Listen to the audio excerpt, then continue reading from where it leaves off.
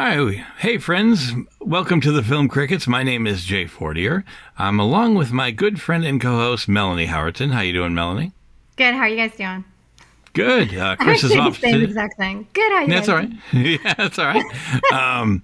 Chris is off today. He's not feeling well, under the weather, and it's cold up where I am. It's 29 degrees, so it's really chilly. It's cold here to too, almost man. winter. It's cold here too. Yeah, it's 38 here right now. So, well, especially for, Atlanta, that's cold, right? Yeah. So you guys must be we're like dying freezing. here. Send help. Yeah, I'm freezing. Yeah. I got my heaters on and I suffocate everybody, so I have space heaters for myself so I don't suffocate everybody else. Yeah. Right. It's weird when you're in the. I'm sorry. You go ahead. No. I was just trying to introduce you. Yeah. No, it's all right. Don't bother. It's just weird because I grew up in Vermont, and I'm Tad, by the way. But I grew up in Vermont, and so when I'm here and I'm freezing cold and it's 70 degrees, people are like, "What happened? Well, I thought you were from Vermont." I'm either old or my blood has thinned because I cannot handle and go up north. Like I was just up north last week. And it was brutal, man. You get off the plane and you're like, it smacks you. And then you find out, it's 45 degrees. Yeah. I couldn't handle it anymore either. I just couldn't. Like, I'm freezing all the time. But then in the summer, I can't stand being outside if it's too hot. It's like, I don't know. I guess when you get older, you're like, I need to find somewhere that it's like 70 degrees all the time. Is that right? The Caribbean, so hard to ask for? Is perfect. I heard it's lovely this time. Lots of job opportunities, too. Well, welcome once again, Tad Lemire. How you doing, man?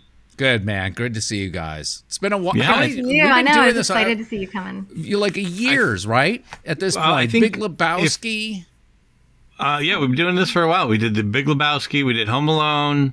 I know we did the Jingle All the Way, which was fun. Oh yeah, what a romp!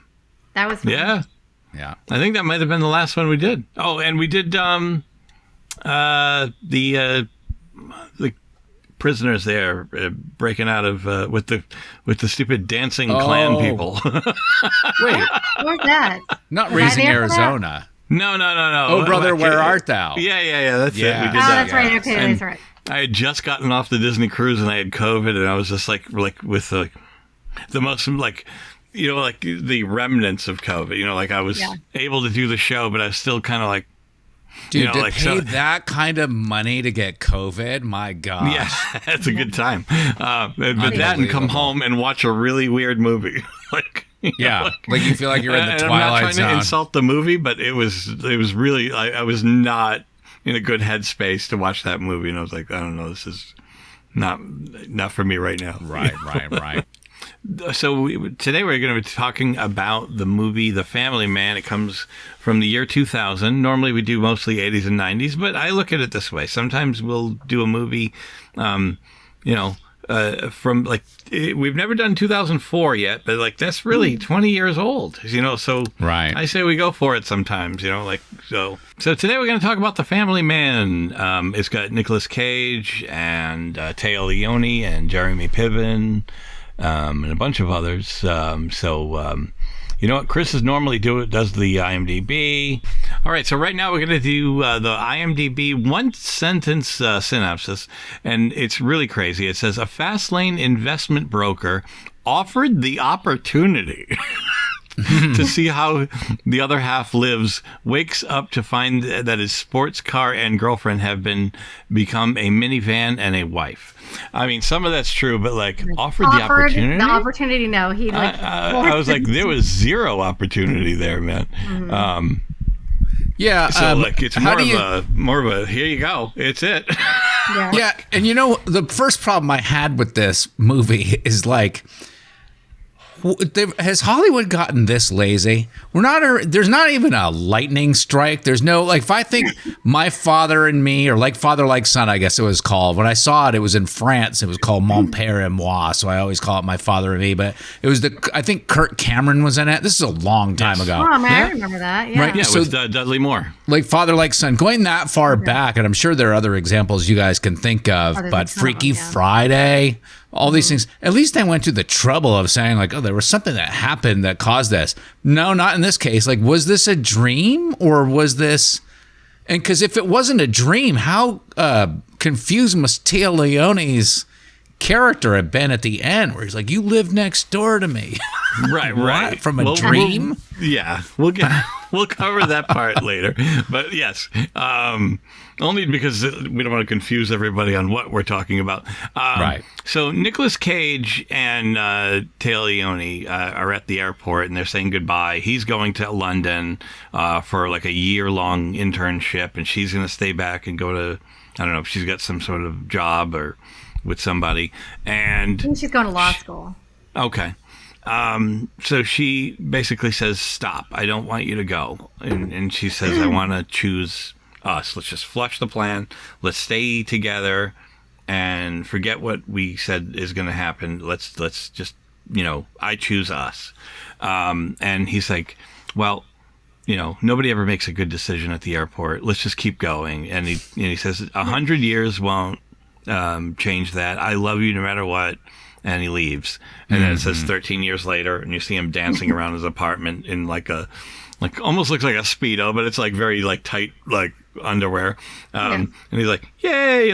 So he's like singing opera. He's laying down a $2,000 suit. He's filthy rich. He's super happy. He's without family. Couldn't get any better. It's without her because a girl wakes up next to him and she's like, "It was nice meeting you." Right. So, and you find out that he's a president of a company and he's about to do like a multi-billion-dollar merger. And it's Christmas Eve, so like everybody around, like he's like the most corporate guy you could ever imagine. And decides, like, at the end of the night, he's going to do another, meeting tomorrow and stuff like that. But he does get a message of a phone call from his ex-girlfriend, Tia Leone. Kate Reynolds is her name. And, he's like, I wonder what that's all about. But he decides not to call her. Goes downstairs, walks to a convenience store. Basically, Don Cheadle walks in. And decides to try to cash in a lottery ticket, and the guy behind the counter, he's like, no, you draw in the line. And he's like, I know about this, and he's like, no, check the ticket, man. Pulls out a gun, whole 9 yards. Nicolas Cage intervenes and says, let me buy the ticket off you. Long story short, they go outside, they make an exchange of money, and in the process of that, he is saying, he thinks he's going to save Don Cheadle's character, where he's like, hey, you really don't need to be carrying this gun around, you could be doing well for yourself. He's like, oh, you're trying to save me? And he says, well, it could take some hard work, and he goes, everybody needs something, and he goes, yeah, what do you need? And that was Don Cheadle saying that to Nicolas Cage, and he says, "Well, I got everything I need." Oh, all right. We'll see. We'll see about that. Right. And then, isn't it just not to interrupt? But I'm about to interrupt. I'm not going to tell the whole story. I'm just getting the ball rolling as far as what this is all about. Just to stop down at that move in the convenience store. Don't you think it's a little out of character, a little far-fetched for that guy to be intervening? Isn't that the kind of guy who he don't want to save people. He wants to make all the money. He wants everybody, he wants even the people that work for him to suffer by coming into work the next day. And then all of a sudden he's a good, what are you, are you checking off the Christmas box here? I'm going to do a good deed. Here I go. Look at me. Well, I think he figured that the guy is probably going to get shot, and $250 or whatever it was to him is zero. It's nothing. Well, he also looked at it. He was actually going to buy it for $200, which was less than the money. It was like 248 or whatever. He goes, I'll buy it off you for 200. I'll take it to a store where the guy behind the counter doesn't have a death wish. And I just made myself a quick $48. So he's still thinking in profits. It's a scam. He's thinking it's a scam. Nobody says it to him. He says, Like, yeah. But I mean, so he's it's not in offering 200. If Nicolas Cage takes the deal, or if Don Cheadle's character takes the deal, then you know it was a scam. Because if it was a legit $238 winning ticket, he would have taken it to another convenience store, right? Yeah. So is that? Oh yeah. I guess, but like they need some sort of Some sort of reason for these vehicle two guys to meet, to get this thing to which, go, as I said to move before, on. I don't understand what the role is. But Well, and also, if I'm going to interrupt, he did say to that guy, "You had your chance." So they said when I was reading the trivia, and I didn't write it down, but like that was that. I guess he was probably going to mess with that guy's life. You know what I mean? Like he was going to give him a chance, probably, or something like that. It could have been him that was going to have the chance or whatever. You learn that he is some sort of an angel. Like, you know, they don't say the word, but I'm saying, like, that's my assumption. Yeah, that me he's too. like doing tests of people's character down on Earth. You know, like he tests the guy behind the counter and the guy fails. He goes, "You blew it, P. You blew it. The ticket was real." He leaves. You know, a little later, he tests the girl because he's acting as a cashier, and she pays, with $1, and he goes out of 10. Like, you know, and she doesn't, and he gives her change for a 10, and then she walks out. So it's just that type of, like, you know, testing character. So in the process of testing character, Nicolas Cage comes in and, you know, shows a bunch of character like that.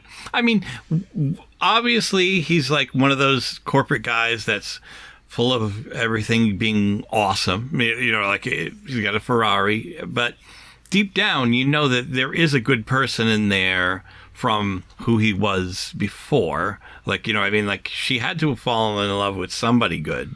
That's why she wanted him to stay.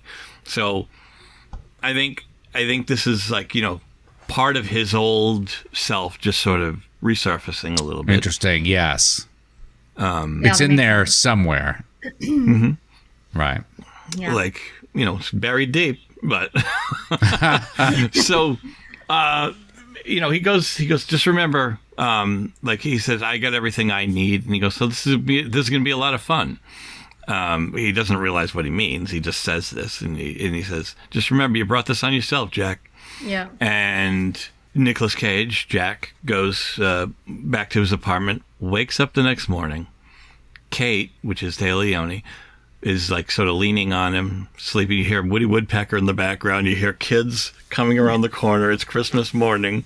The big dog looking at him all over Right, the place. the dog. Everybody's like, yeah, it's time for presents. Now, keep in mind, he didn't have kids. Right. He didn't even, like, you know, go to her and find her.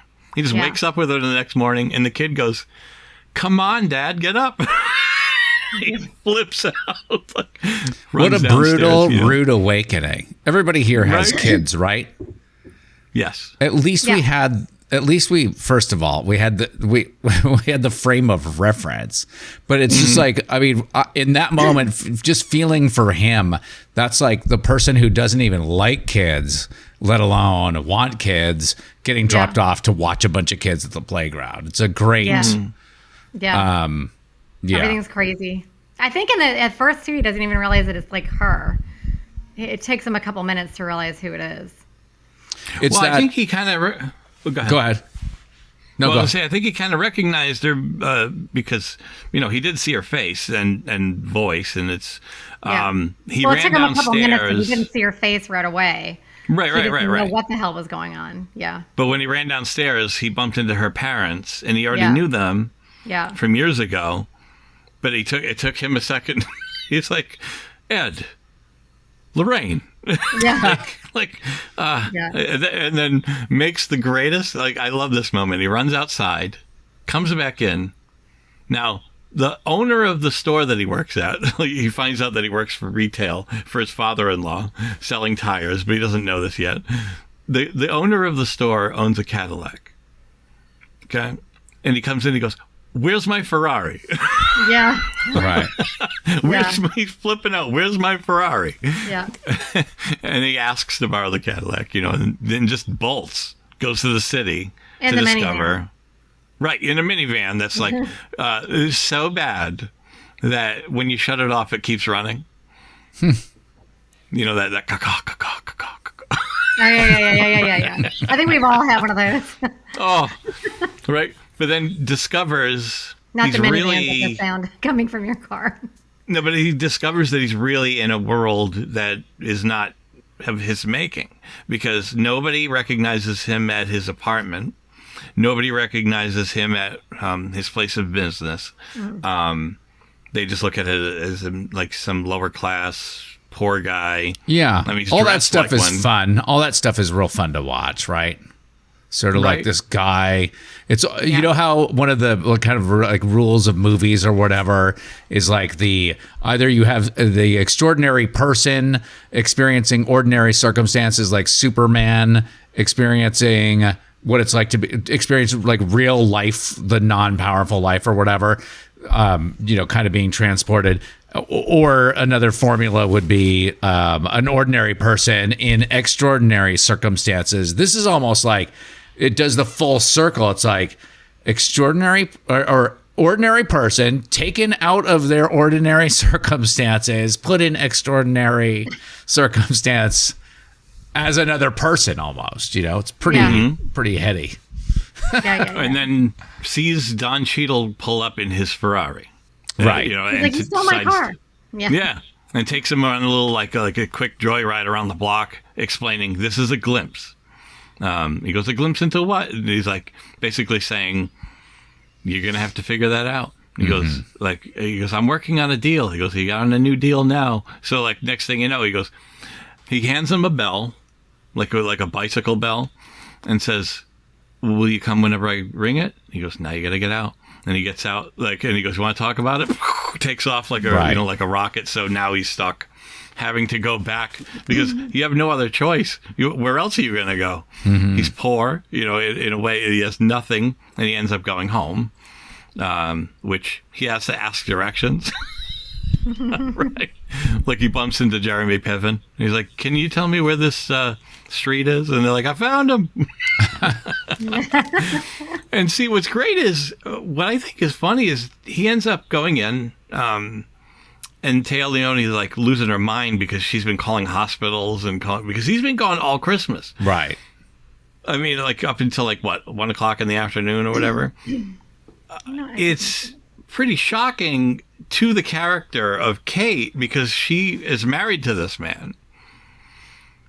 And he's not acted like this before. No, and then Right. but his brain is saying, I haven't been married to you for 13 years, or I haven't been with you for the last 13. So it's kind of like a great moment because when she starts yelling at him, he pulls out the bell and starts ringing it, thinking, This is he's my gonna come portal and out save of the this day. situation. Yeah. Right. And her face when he starts ringing the bell is genius. It's like I can't recreate it, but like she's like, what the hell is this? What? That little girl is my favorite. She's my favorite, and I actually did find just a little bit of a note that I found because I like it when she was like saying like, "You're not my daddy, are you?" You know, and he's like, "No," and then she's like, "You promise you won't kidnap me and my brother?" He's like, "Sure," and then she was like, "Do you know how to make chocolate milk?" And then he goes, I think I can handle it. And she goes, welcome to Earth. Like, because she thinks he's an alien. She's my favorite kid. She's, to me, the cutest thing in the whole movie. I love her. Oh, she's adorable. Other examples of that kind of character in movies that we all love, like Abigail Breslin's character in Signs. I love that little girl. Little Miss Sunshine. Have you seen Little Miss Sunshine? No, I haven't seen that. You've got to see that. Little Miss, Really? write that down. Yes. That's our next That's with movie. Steve Carell. Okay. Is it really? With you. It's not a No, quote. with Next you. time, yeah. Or the kid, the little boy in Jerry Maguire is another example. he's Going so back, cute. Drew Barrymore in Jonathan E.T. Lipnicki. Yeah. Just Yeah. examples of like that that character in movies plays Yeah. well. Or you said Drew Barrymore in E.T. Is that what you said? Yeah. Yeah. She's so Or cute. Ricky Schroeder in The Champ. I mean, maybe that's maybe a little bit Yeah, of a it's a departure. boxing That's not, movie, yeah. Yeah. But like, Maybe that's not the cutesy kind of character I'm Yeah, I know what you thinking Well, of. especially him screaming the name Champ Don't die, over and over Champ. at the end. Yeah, it's pretty. Champ, Champ. All right, terrible example. I've run out of examples.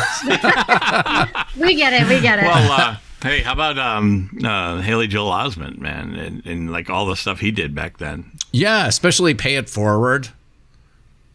Right? Yeah, Cute character great. that you just love. That's familiar. adorable.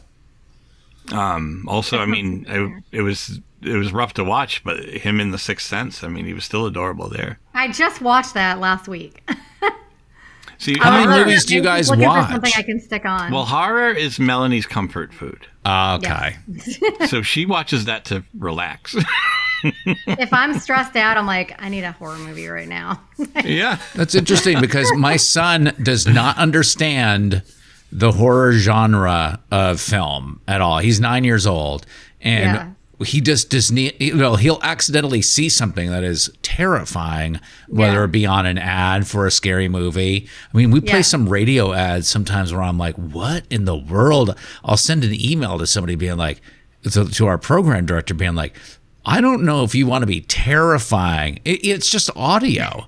But so Sam doesn't even understand. He's like, why? What? Like, why? Why would you relax by watching something suspenseful? Suspenseful is one thing, but just terrifying and horrible and going to give you nightmares.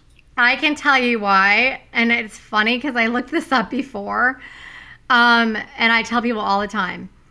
Horror movies and thrillers and things like that are actually really, really good for people who have anxiety, because the entire time that you're watching something like that, you're all like, "Oh, what's going to happen next?" So you just you don't care about what's going on in your life, because it literally just it's making you so concerned about the characters on the TV that you stop thinking about whatever's stressing you out. So I don't know, like that's the only way. I think it's because my mom brought me up watching them, so I've always liked them, and I brought my kids up like that too. But like, I don't know. I just if I'm super stressed out, I'll be like, I gotta watch Scream. Really? Let me go put on one of the Screams or something like that. See, I would think just if you don't had watch a something high like level of anxiety, that watching something like that would almost only feed the anxiety, because then you'd be seeing all the things that could happen. that. Yeah, no, it's Not to just plant a little that opposite seed. for me. right. No, And my maybe kids, it's so funny. maybe if It's you're like, paranoid about stuff, maybe Yeah. that would be like, Right. like, you know, if you're paranoid that someone's going to be in your car late at night, maybe Yeah. don't watch these types of films, Yeah. because that will probably only feed in. Yeah. You know what is far more like terrifying to me is I was just talking about it the other day to my daughter. The Dark Crystal. That is so freaky. Like, I mean, I grew up watching that too, and I love it. But it's just the point that, like, I remember watching that, and I still, like, I don't know if you've ever seen that movie, but we got to do that movie. The dinner while. scene and the Skeksis and those, how they're eating dinner and the things are, like, getting away, and all these, like, little gelflings that have the life drained out of them or whatever, and they're, like, feeding the Skeksis and serving them dinner, and you're like, you just picture, oh my God, imagine if you were there. Like, that to me is the most terrifying thing ever. Those things are so creepy. And they're all just the most creepiest things ever. And I grew up watching The Muppet Show, and I love that. But that's freaking creepy as shit too. Like that's What is it you're referencing? You guys froze for a minute. The last thing you Crystal. Dark Dark Crystal. Crystal? The Dark Crystal is so creepy. Yeah, I don't think I've seen that, but I've seen they have the Puppetry Arts. I think had a Dark Crystal exhibit. Does that Yeah. make sense? Yeah. Yeah. And they It have was like a Jim remake Henson of it. movie. I haven't seen it, but Jim Henson. So Jim it makes Henson sense put that it it'd be together. Puppetry Arts yeah. is Some of Yeah. those things that you see in there, you're like, oh my God, like who thought of this? Like yeah. Well, the It's just so Labyrinth is creepy. also odd. Yeah, all those You kind know? of things. Even the Muppet Show. There was like, I have all the Muppet shows because my mother bought me all the DVDs, and you watch some of those too, and you're like, this is so creepy. But like to me, that's more terrifying than like a horror movie. So, where were we? Okay. All right. Now hang on a Oh, second. the adorable kid. The adorable kid. Right. Okay. Yeah, no, I was like, I don't know. We just took a left. Yeah, that's fine. Dude, I'm the king of taking left-hand turns. Screw GPS. I'll find it. Yeah, she's adorable. She's like, promise you won't plant She's my stuff in our favorite. brains. And the best part is her tone, or her speech. Mm-hmm. Like, she's not only cute, but she has the like this is where parents like take babies while they're at work. Like like there's like W's Adorable. instead of R's. He's trying to I help love the them way like do everything. I love the way he takes the baby out of the chair of the car seat, holds the baby with his arms out, walks over like almost like the baby is like a disease or something. Yeah. And he hands it to a woman and says, "Do I get a receipt or something with this?" That's funny. Talking about the child speech, like in coming back to real life here.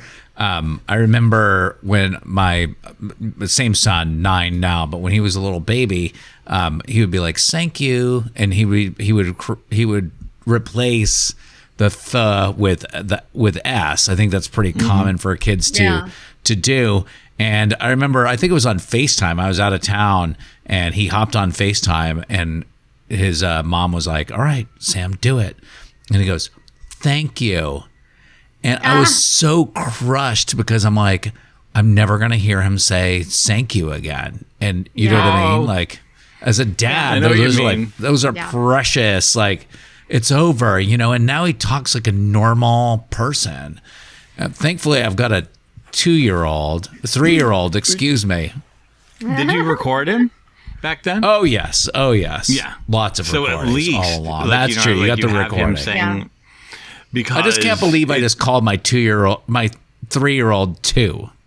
Yeah, it happens. Right after I basically showed like what a sweet dad he misses when his kid talk like that. I'm like, I have no freaking idea how old these kids are. Right. I waft between Nicolas Cage the asshole, Nicolas Cage the family guy. Yeah. Minute to minute. But like, he's so fish out of water in this because he's not only trying to he's got to deal with these things because they're there in front of him. Like when he says that baby is crying, while she's in the shower and she's singing, she's like, "Don't look at me." She's like, "Tuesday's your day and you know it." He didn't, but okay. Yeah. Right. So he's like, taking care of the baby and the little girl. And luckily, because the little girl sort of is onto him, that he's out of fish out of water, with everything. She's kind of guiding him a little bit. Like she's like the little nudge and says, "Well, you got to do this and try not to be late because kids don't like to be the last one picked up." Super helpful because he needed a guide. I mean, imagine if he'd gone. That's why it kind of works, isn't it? I mean, just as a movie, if without your Sherpa, Right. Well, I mean, he doesn't realize he's best friends with Jeremy Piven's character. Right. Like, because when he bumps into him at Christmas morning, he pulls him into his house for a minute to, try to get into his head and see what's wrong. And he sees that there's photos of them bowling together. He's like, "We're friends?" Right. He has no idea. But so you have can you imagine trying to figure out, not only do you have this wife, which you already know her somewhat, you haven't seen her in 13 years, but supposedly you have, according to her, and you have these 2 kids, and you have these friends that you don't know. And then how when they go to that party, they go to that Christmas party, and there's that girl that's flirting with him all the time. Oh, yeah, She's always into yeah. him.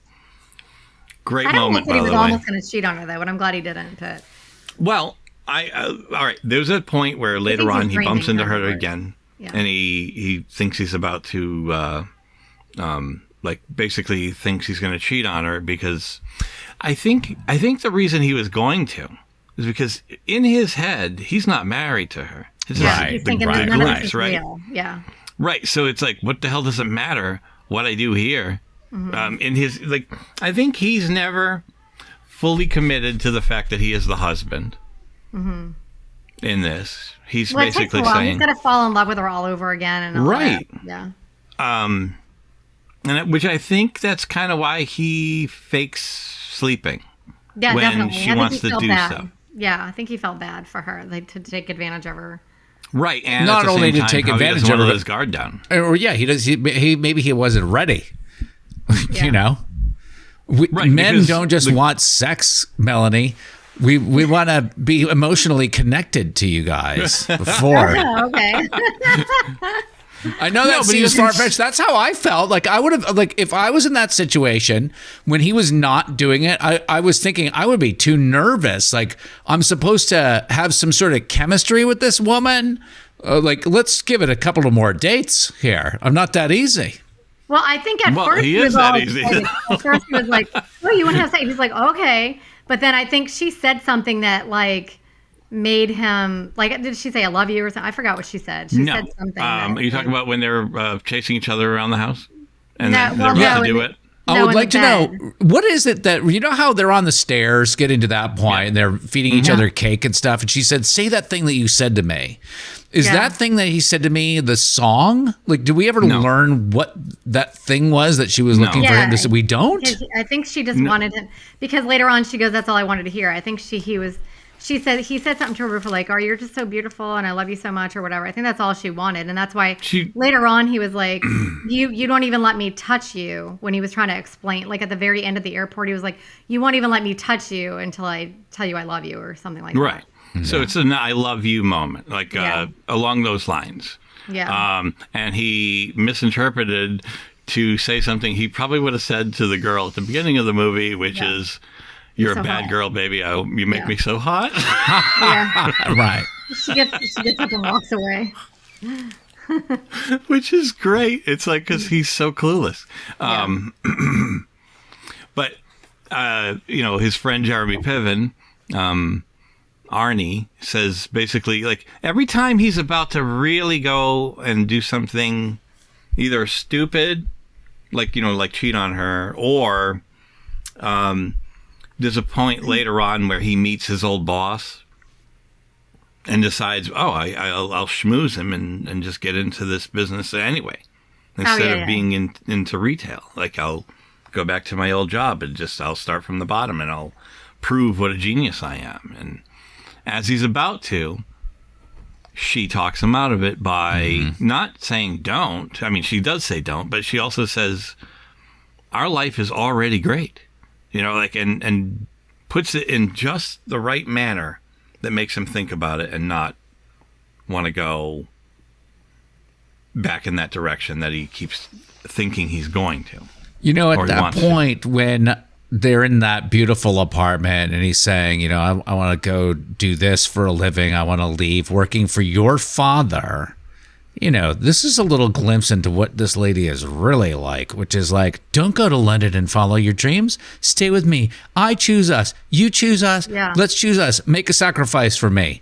Then fast forward the 13 years. He doesn't do that. Fast forward the 13 years. Now he's got an opportunity to do something for himself again. And she's like, but our life is so perfect. Keep selling tires.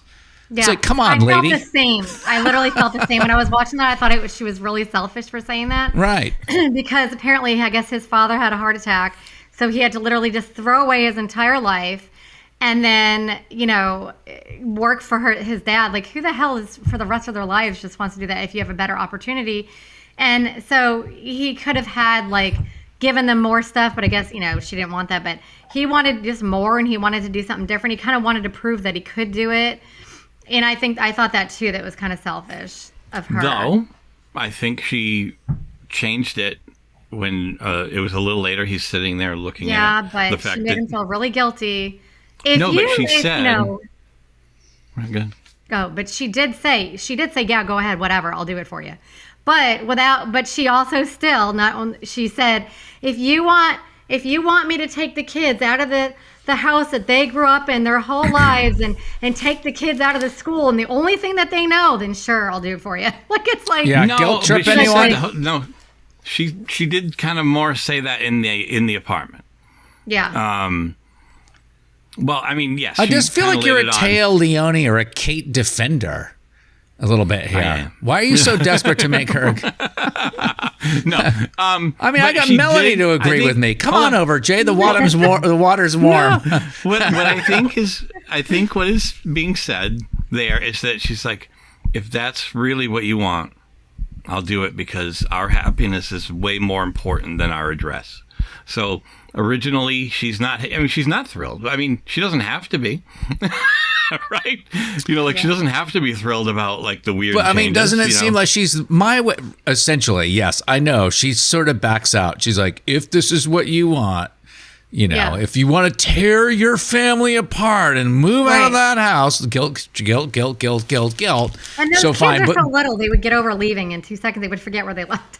right, by and large, she's like my way or the highway. She wanted him to stay the first time. He said no. And now here they are again. She's making him say no to him, to what? Yeah. And you could get used to that lifestyle. Career that she wanted. He never stopped her from doing what she wanted. And on top of it, he never made her like, you know what? If you're going to be a lawyer and have to work for your dad selling tires and not making any money, the least you could do is make some damn money. And all the money that you spent on law school, for Christ's sakes. Right. And you're going to work pro bono cases and not even bring in any money? Yeah. Sorry, princess. This is real life. Yeah, I thought it was selfish. You can't have it all. You can't work at you're not in a financial position to be working at a nonprofit. But those also, kids need college.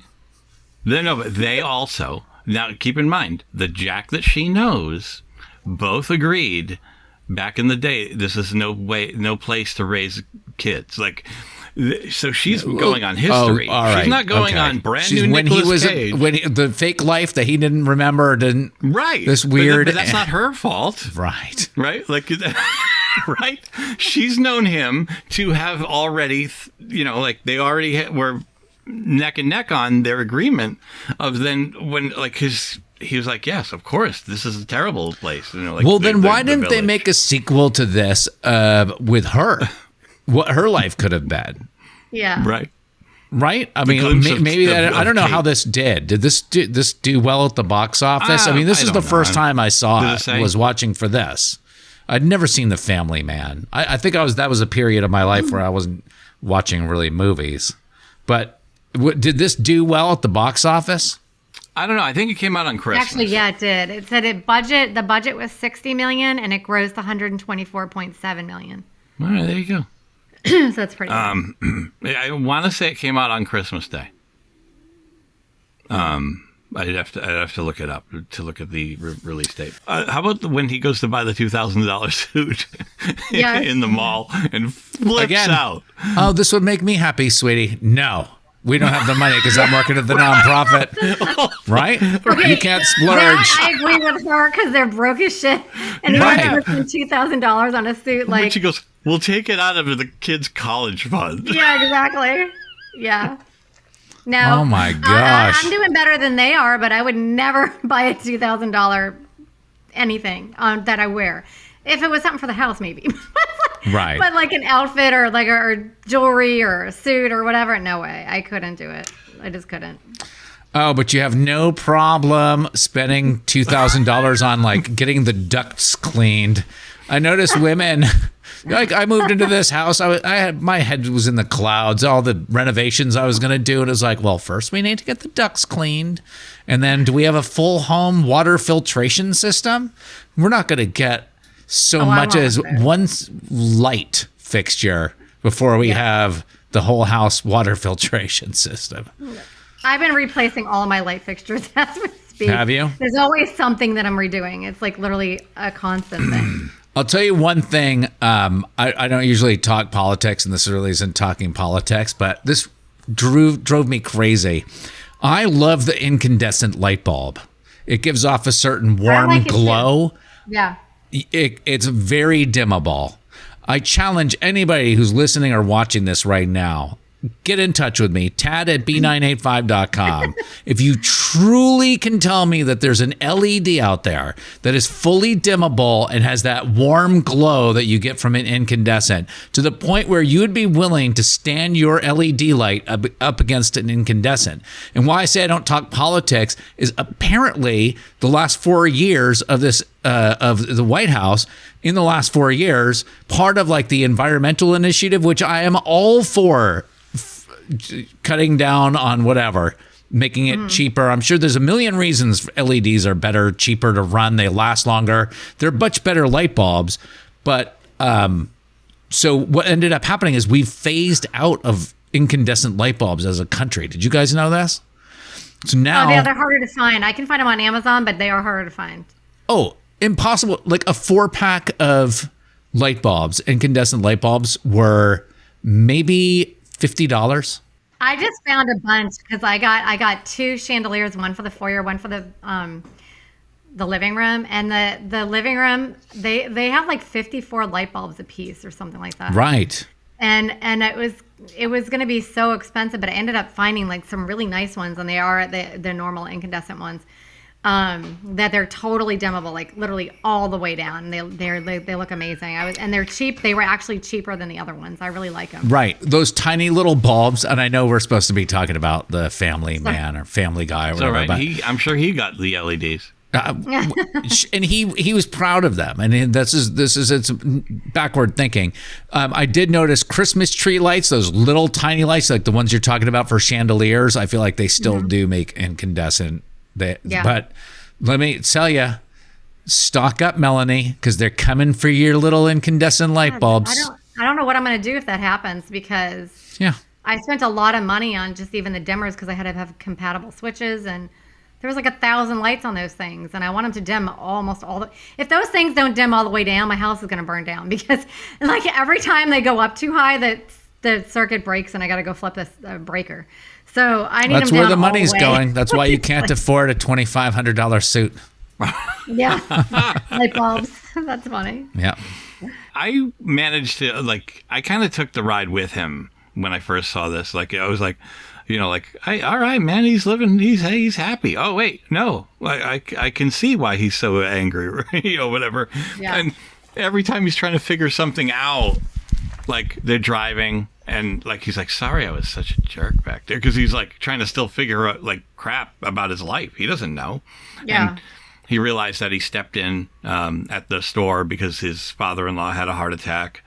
But when she's like, surviving the heart attack was one thing. He goes, you had a heart attack? And she's like, not now, Jack. I'm still angry with you. Like so he had this way of joking apparently in the past that she thinks he's doing that, but he's just she thinks he's trying to figure it out. And he's like, what would you say the biggest surprise was? She's like, well, Annie for one. And he's like, surprise, we're pregnant. That must have been, that was a big surprise, right? And he goes, yeah. He's like, so that was kind of tough, don't you think? And he's like, yeah, but it kind of worked out. He's like, yeah, I like Annie.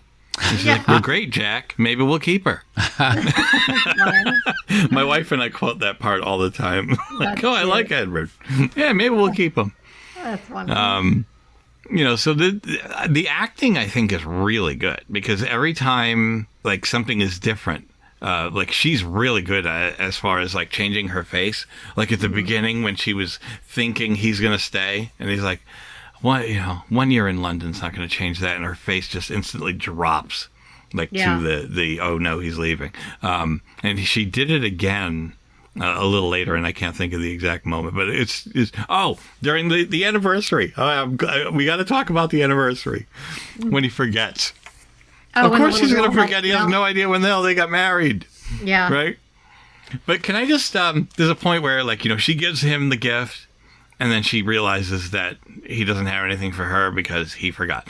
Can I just say, I want to offer some advice. One of the two of you, if you're married, talk about your upcoming anniversary and say, what would you like to do that day?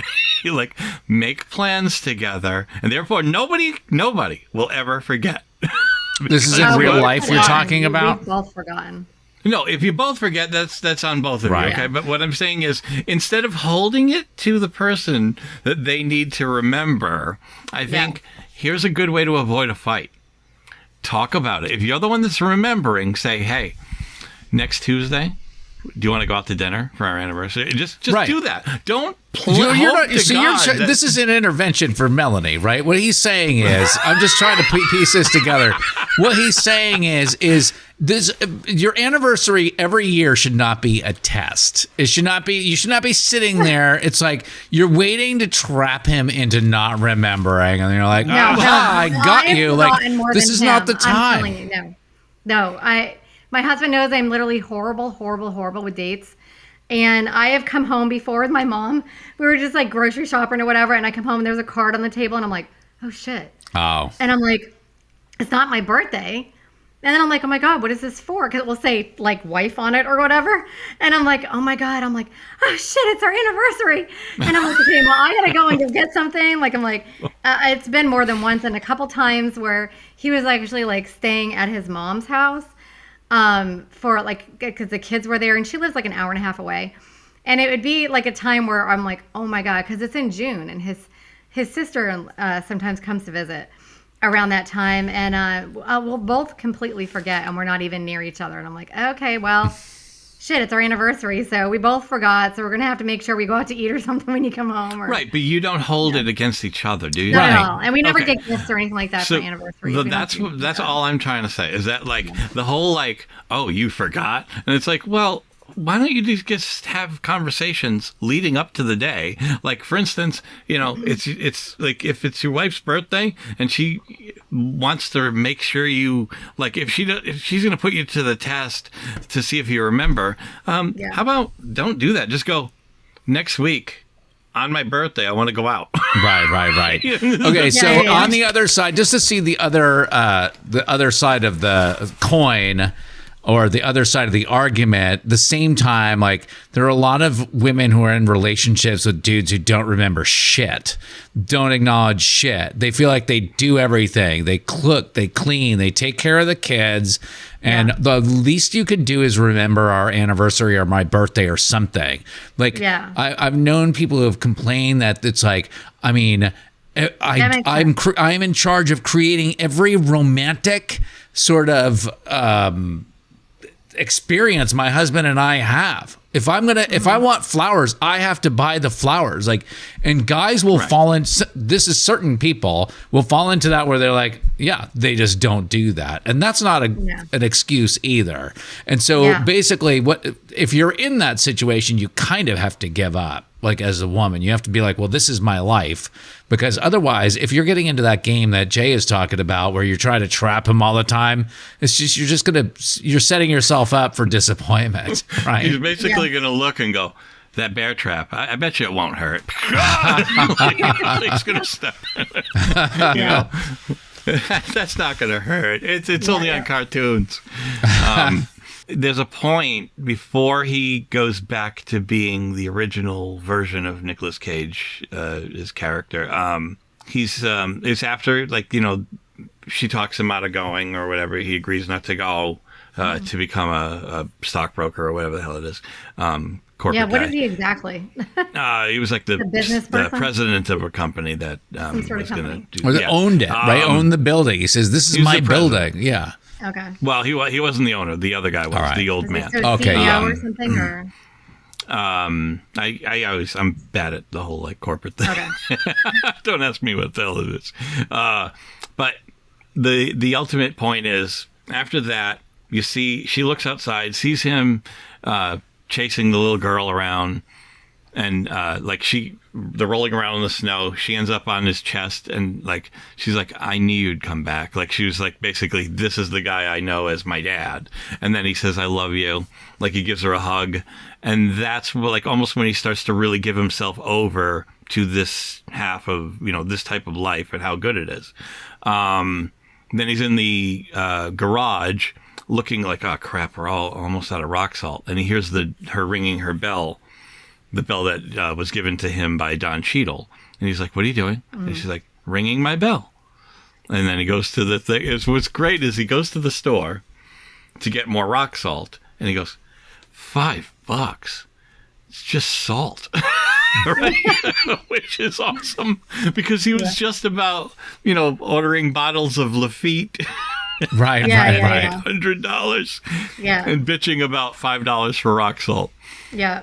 Then he realizes, he sees that Don Cheadle is behind the counter. He goes, you can't keep coming in and out of people's lives and messing with them. And he goes, like, a glimpse, by definition, is an impermanent thing. So, like, he basically realizes as he's done talking to him that he's going to go back. But the funniest thing is, how alarming would it be? First off, he, kisses his daughter and says, "I'm going back to the mothership."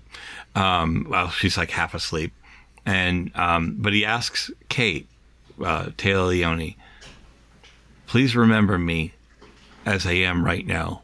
Mm-hmm. Right? It's like, anybody, if your spouse asks you this question, you might want to you think they might be scared. Yeah, crazy, right. Like, he goes, because he says, other than that, if you don't, it's not like, it's not real. Like, and I can't. Yeah, live that would with worry that. me too if I heard that. Yeah, please remember me just this way. Like, what's funny? This is something that you could use, Jay. This was at a dinner party with my buddy Kevin and his wife Chantel. We're getting back to real life here. It's fine. So he said something to her that offended her. I don't even remember what it was, but she was aghast that he would have the audacity to say such a thing. And he saw how she reacted. She was like, "Kevin, I cannot believe." And he goes, "Hey, hey, hey." And it's funny because he kind of sounds like Nicolas Cage. He's got the same voice, same sort of laid back and general demeanor, He goes, "Hey, that was old Kevin." And he was saying that was old Kevin. And I was like, "Old Kevin? You mean old Kevin literally 30 seconds ago?" And he's like, "Yeah, man, I'm a changed man." I was like, this is beautiful. Anytime you get yourself, like, you say something you regret, you can be like, "That was old me. I don't know what you're talking about. Am I not allowed to evolve?" Right. Then he wakes up in the morning and he's back in his old place. But he doesn't want to, He doesn't want to be there now. Like, and now he's going to the Christmas Day meeting that he set up before to do a merger. Which, by the way, later on you find that he's going to talk to, he goes and finds Kate. Mm-hmm. But he's originally supposed to go to Aspen. Right. To seal the deal. Which, none of that adds up. I mean, you're not going to go seal the deal. All these people are depending on you, and you're just like, nah. Yeah. That's very drastic. I mean, I get you learn certain things while you're on your little journey, and you're going to be nicer to people now, and you're going to be more sensitive of your employees' time and stuff, and you realize they have families, and all that's wonderful. But I mean, not going to Aspen. Are you kidding me? Right. Yeah. So he sees her for a few minutes at her apartment, and he finds out she's going to be moving to Paris. And that the whole time, the only reason she reached out in the first place was because she had a box of his shit. She didn't want to get. By the way, why is she holding on to that stuff for 13 years? Right. Well, hang on. You're telling me you don't have anything that's belonged to an ex? You don't currently, right now, have anything in your home? Not to where I'm going to contact them. If I still do. If you still do, it's yours. Right. I don't have anything. You don't have anything? I probably don't. I'm saying, let's say I found a trinket and it was belonging to an ex. If I'm about to move, I'm not going to call her and say, I have that thing.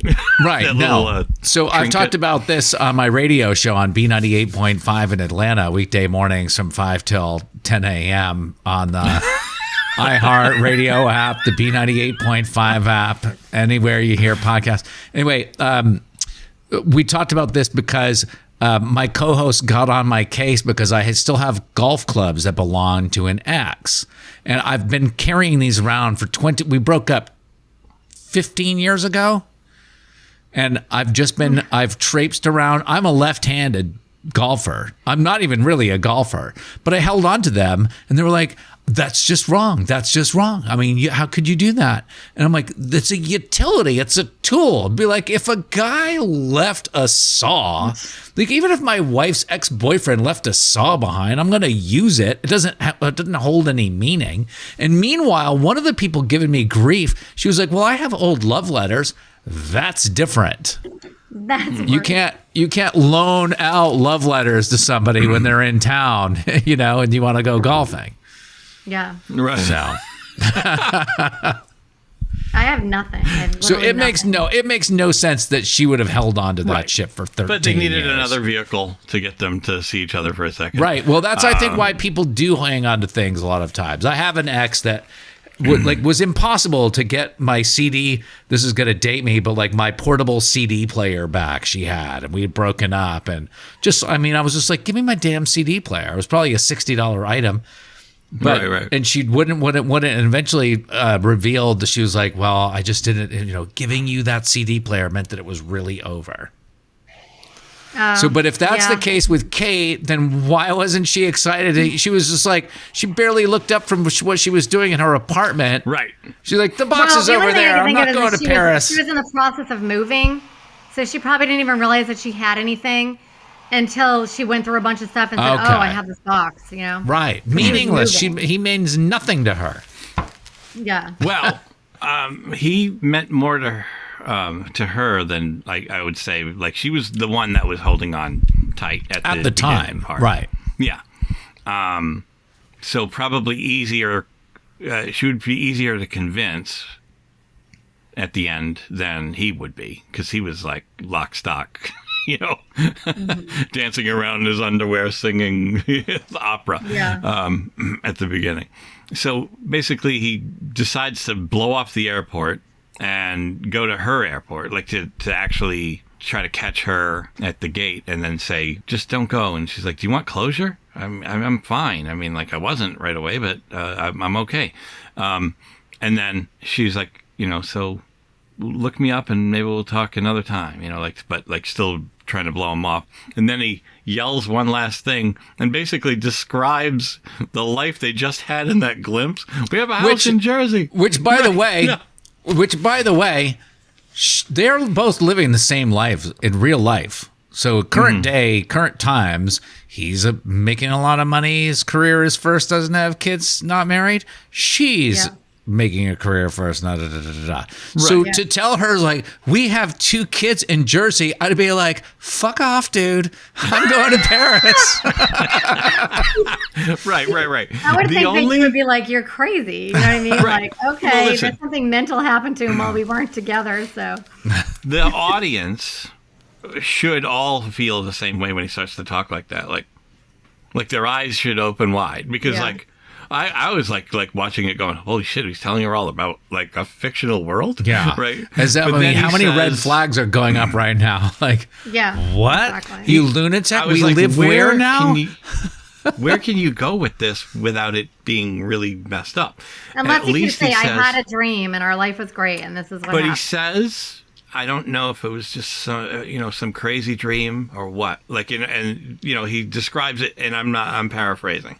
Yeah. But like, I don't know if I went to bed one lonely night in December and dreamt it all, but I choose us. Like, and which is exactly what she said. He goes, just one cup of coffee with me, and he goes, you can always go to Paris later. And then the fact that he, she says, okay, Jack, and then they run the credits of them 2 sitting there in the airport having coffee. And isn't that redeeming of her? That she, like, he wouldn't sacrifice, because we get back to what we were talking about before, right? She's like, no, you stay here. Don't go to London. Remember the house that we have. You don't want to tear your kids out of the house. Da, da, da, da, da. But then in the end, she's like, yeah, I'm going to choose different. I am going to stay here like you should have done. And that's like the one sacrifice, to my estimation, that this woman has ever made. Poor Taya. Which, by the way, let me. Are we in open discussion right now? Yeah. Okay. Whatever you Taya want. Leone. I realize I really don't know Taya Leone, and she reminded me, maybe it was her character, maybe it was her, but she sort of like was in this movie anyway, like I could see Jennifer Garner playing that role. Sure. Yeah, she could. Right. Sort of. I think it's because I saw that there's like a movie that's out kind of now, Yes Day, that she is in, where she plays the mom funny. Kind of thing. Yeah. That was funny. Taya Leone, do you remember any other movies that she was in? Was she the one that was she married to David Duchovny, or was that in a movie? I don't know, but she was in Bad Boys with she was in Bad Boys. She was in Jurassic Park 3. She was in Jurassic Park 3. Yeah. Her and William H. Macy basically tricked Sam Neill to go to the island. Oh, that's right. They were looking That's for right. their kid. Yeah, 100%. I remember that. Yeah. And She had was a married to sitcom. David Duchovny in 1997. They divorced in 2014. Ready for TMI? Yeah. It's time for TMI with Melanie. Listen to this. I am in the bathroom right before the movie starts. And I'm in the stall, and there's no toilet paper. Mine are at home in a display case above my bed. TMI, my friends. TMI? Too much information. Say Don't go there, but that's lame. Now, here's Melanie with your timeless movie info. All right, Melanie. Choose us. Hang on a second, Melanie. I think I just stole your thunder. I was rattling off all this information. Oh, Sorry no, I about don't have that. any of that in there. I don't have any of that. Okay, good. All right. Director Brett Ratner had to beg Nicolas Cage for months to convince him to be in this film. It wasn't until Cage saw Ratner's latest movie, Rush Hour, in 1998 that he agreed to be in the film. The snow falling symbolizes the changes in Jack's life. It's a homage to It's a Wonderful Life, 1946. The man that Big Ed played poker with to get his business was Mr. Potter. This is another homage to It's a Wonderful It's a Life. Wonderful Life. Yeah. It says there is a deleted scene with Jack and Mr. Potter. In this movie, Jack Campbell's life is changed after he makes a business deal with cash over a lottery ticket.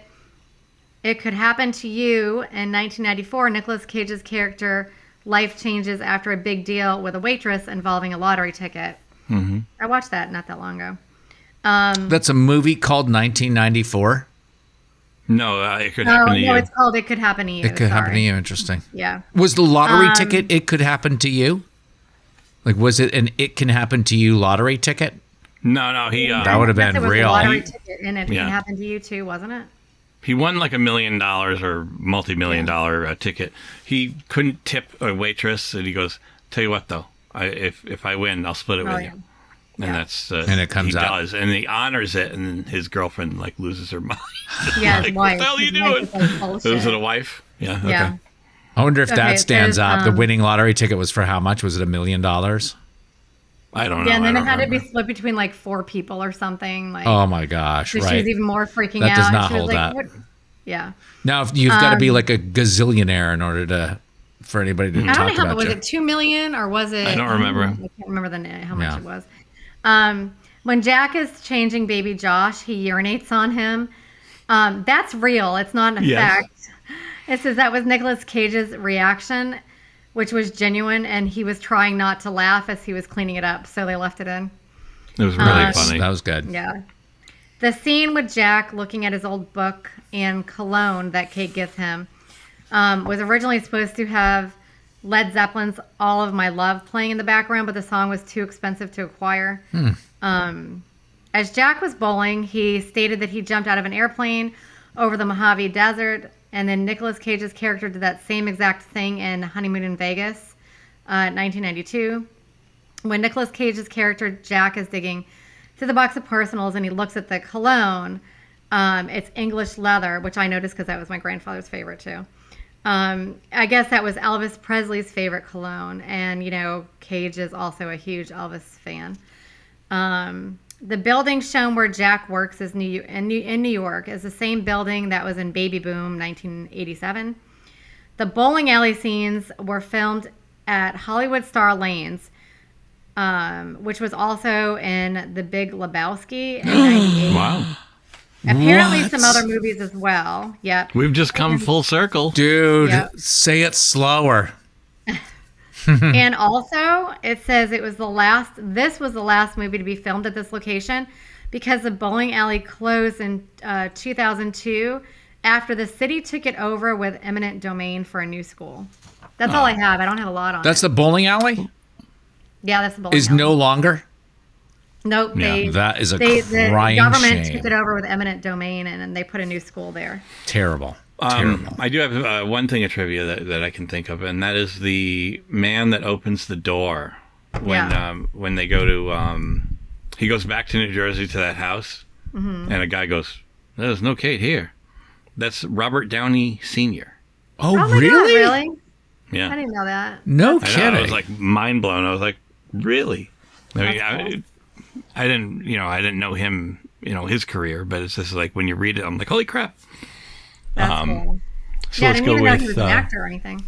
right. So one thing, you said that Nicolas Cage was a big Elvis Presley fan, and it popped into my head that he was married to Lisa Marie Presley. Yeah. Think of that for a second. You're that Everybody obsessed. kind of says that's why he married her in general. Well, Whereas he's because married he was such a literally Elvis fan. everybody. He's on his 5th marriage right now, so why not? Oh, did you say what? Nicolas Cage was married to her? Nicolas Yeah. Cage was married to Lisa Marie Presley Yeah. from Oh, okay. 2002 to 2004. But the fact that he probably took an interest in her because of his obsession, Yeah. or maybe they met it. I've got to look into that a little bit. Like how But obsessed. people are Hey, saying that. People are kind Chad. of saying, I wonder if that's You remember why. when Kenny Not Chesney that she's not gorgeous, wrote 'cause the she is. "You Had Me at Hello" and then like goes out and marries Renee Zellweger? Renee Zellweger.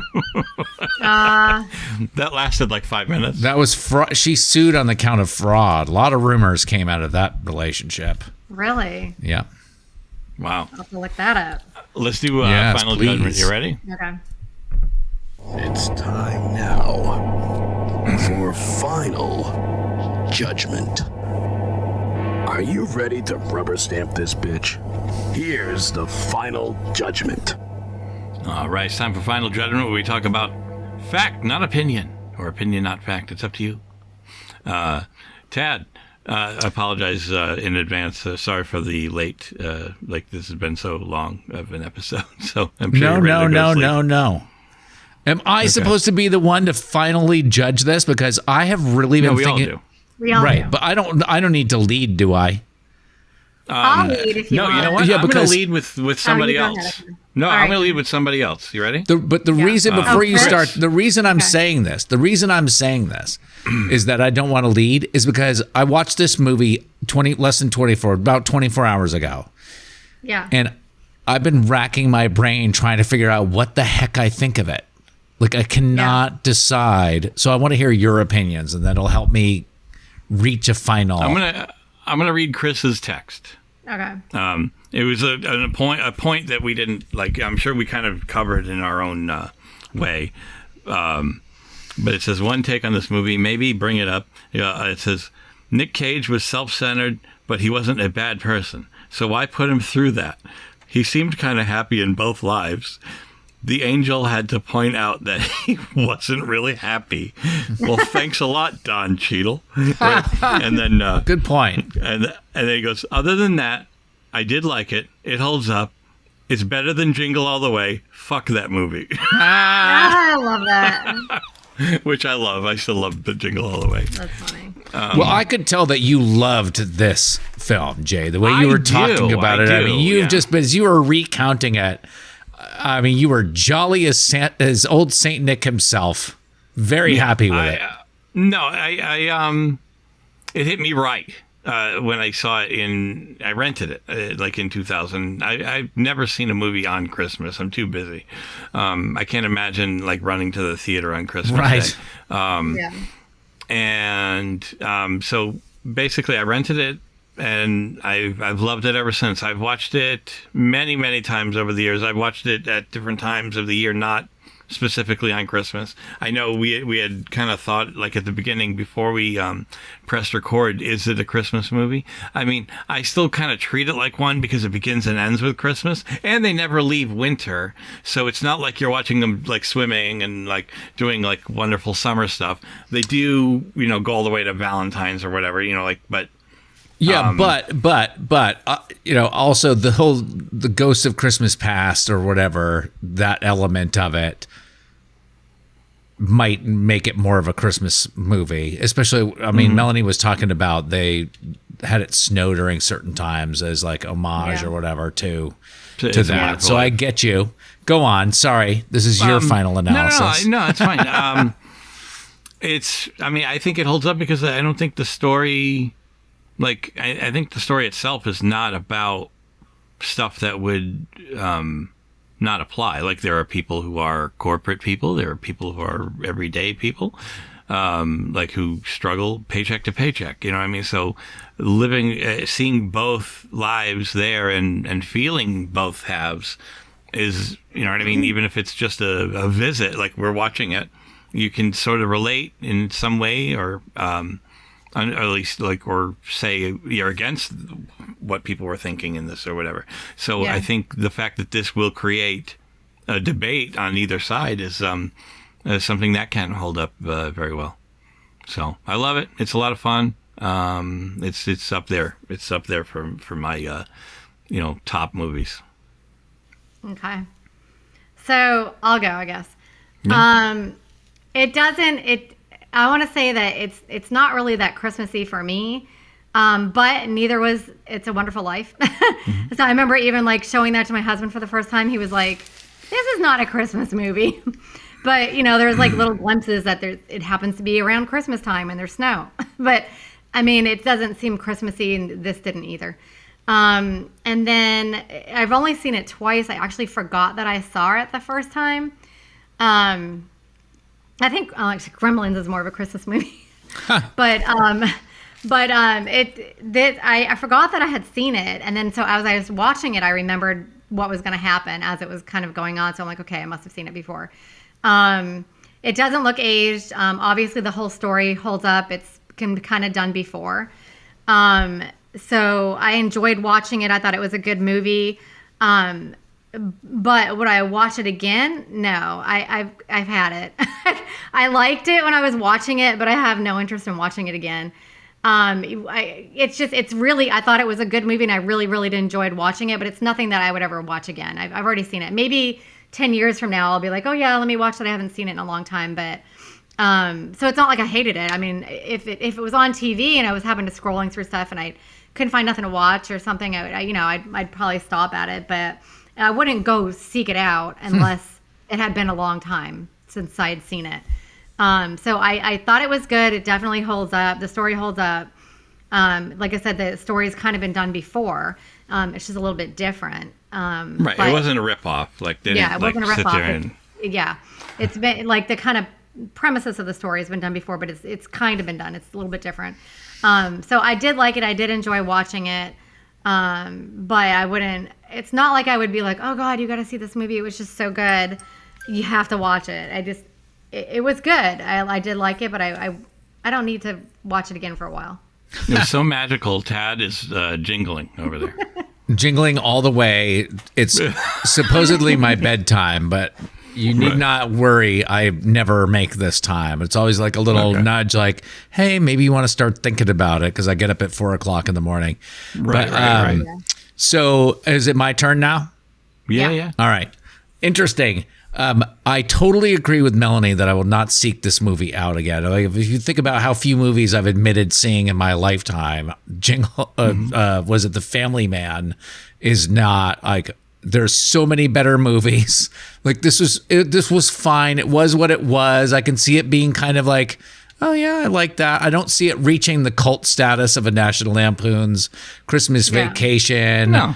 Or something that I'm going to watch every year. But I do think, after listening to you guys, it is a Christmas movie in that not only when it takes place during that time, not only is there some sort of transformation or transportation into another time and place that's sort of Ghost of Christmas. It's realizing, like the Ghost of Christmas Past, they're helping the character realize something about themselves. And there's all those elements. The only problem I have with that part of it, I'm not sure if I made this point earlier or if it will get cut out, but is the fact that, like, how did this happen exactly? Don Cheadle? Like, it just seems very far-fetched. And it's like, at least have the decency to, like, get struck with lightning or something to explain why it's happening and what's happening, or confirm all of that. Eat a fortune cookie. And so I think it holds up because the characters are super... relatable, as Jay had said, and good acting. And also, like, I guess the reason why I've been thinking about it a lot is, I've never lived the two lives, but we have we can relate to being single and free and dancing and singing like nobody's watching and all of that. Right. We could also relate to having kids and a family and the struggles, just the dynamics between a husband and a wife and their kids, and couldn't imagine being thrust into that from one life to the other. Like, that's the great thing, is that I don't know how it was designed, but we have time to get used to it. Sort of like we find out that we're expecting usually, and then it's like, all right, 9 months to adjust to the idea, not being thrown into it suddenly. So I think it just makes it what makes it a Christmas movie also is that it makes you kind of reflect on your own life. Which version of Jack do I want to really be? Should I, you know what I mean? And for me, it just made me, it's almost like to say okay to the married guys with kids, like, this is better. This is better. Mm-hmm. It's more fulfilling. It's better to have people who love you and care for you. That's more important than money. So Kate was right the whole time. Of course, that's the whole point of the film. Kate's right. Listen to your wife. That's the name of it. That's they should call that. Don't forget your anniversary. Yeah. All right.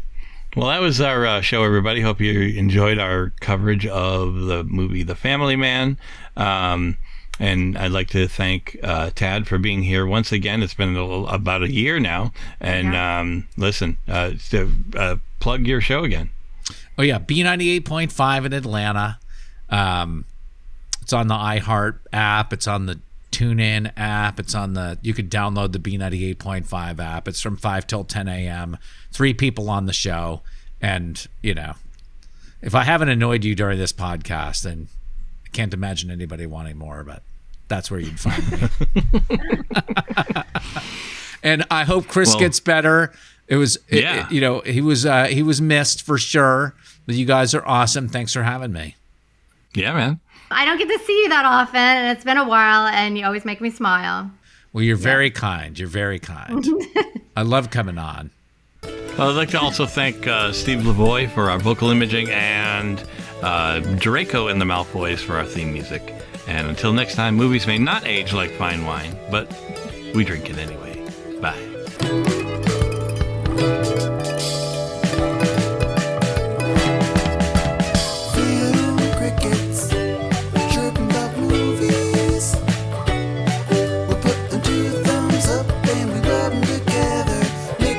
Sounds like what we think about the movie. Film crickets, chirping about movie crickets, chirping about, chirping about, chirping about, chirping, chirping, chirping about film crickets, chirping about movies.